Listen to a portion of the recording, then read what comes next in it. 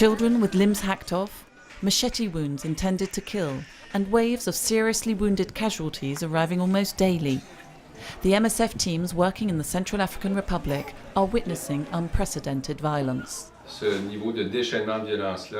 extent and level of the violence with these types of wounds makes it very difficult for the teams to cope. I'm not talking about 1 or 2 cases a day, but several, and depending on the period, as many as 10 in one day.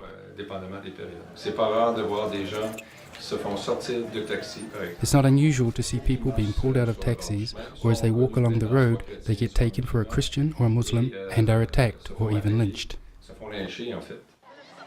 The extent of the violence has caused Christians and Muslims alike to abandon their homes and leave everything behind them. Some are crammed into overcrowded camps, like this one near Bangui Airport. Others have taken refuge in the bush, or are already on their way or waiting to get to Chad or Cameroon. No longer limited to Bangui, the fighting is spreading. The northwest of the country is particularly badly affected by the violence.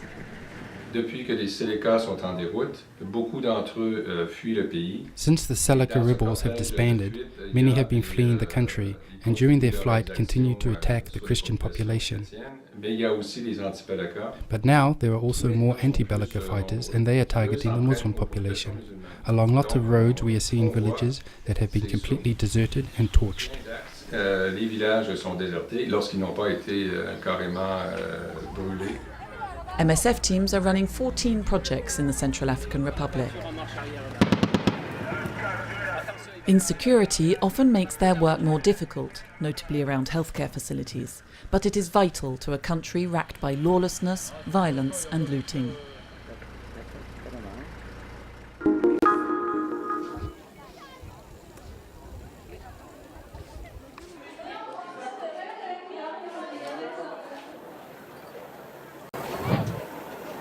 Tens of thousands of displaced people fleeing the fighting raging throughout much of South Sudan have sought refuge in the capital, Juba.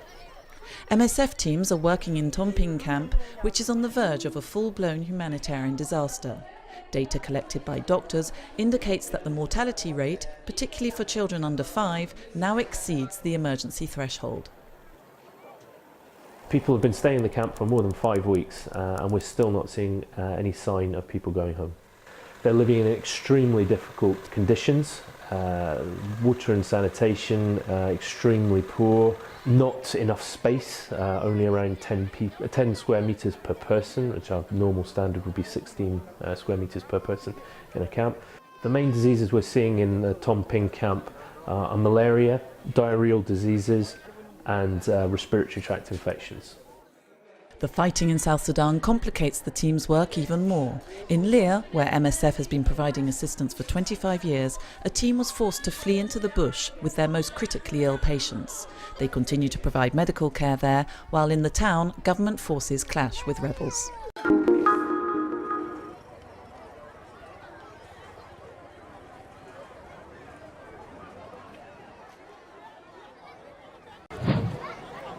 This is Zaipi camp in Uganda. It was designed to accommodate 3,000 people, but when the refugees started pouring in back in December, there were up to 20,000 people here. When we arrived on the 7th of January in Zaipi, in Adjumani district, the situation was very chaotic and we have put in place immediately water tanks to provide water. And we have also put in place an outpatient consultation which was addressing the urgent needs of the population. The number of people arriving has now dropped, a relative lull that the humanitarian aid effort uses to get better organised. In the health center where we are involved, we scaled up the capacity for the inpatient department. So basically we increased the capacity in the delivery room and in the maternity. We have implemented intensive feeding program for the malnourished children and we have provided staff. Because of the overcrowding, these refugees are waiting to go to other camps, but they too will soon be over capacity. Originally from Juba, Awariel and Bor, these South Sudanese people have been forced out of their towns by intercommunal violence. Neighbouring Kenya also hosts many refugees. Every day sees hundreds of new arrivals. When they get here, they are very weak, having travelled on foot in the roaring heat. As in Uganda, the MSF teams are concerned about epidemics and have started to vaccinate children against measles and polio.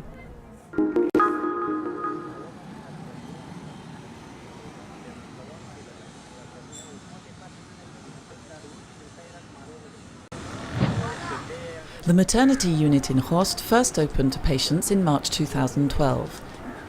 Gynecologist Séverine was there right from the beginning.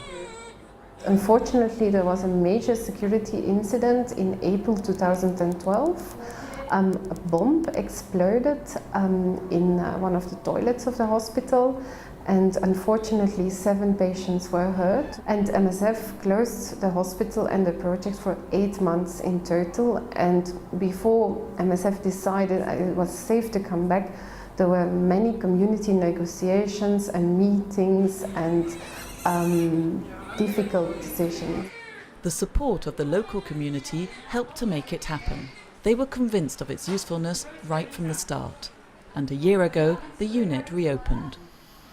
We were going to open on the 30th of December, and then on the 29th of December, someone stood in front of our gates about to deliver, so we really couldn't send her away. So we let her in and we delivered a healthy boy. So the first boy was already born before the hospital was even open, which shows again the need. 30 to 40 babies are delivered here every day. Their mothers have confidence in the doctors. And what better way to attest to the support of the community and ensure the sustainability of the maternity unit? 1 year on, the team now hopes to provide care to women in remote mountain villages who have no access to medical services.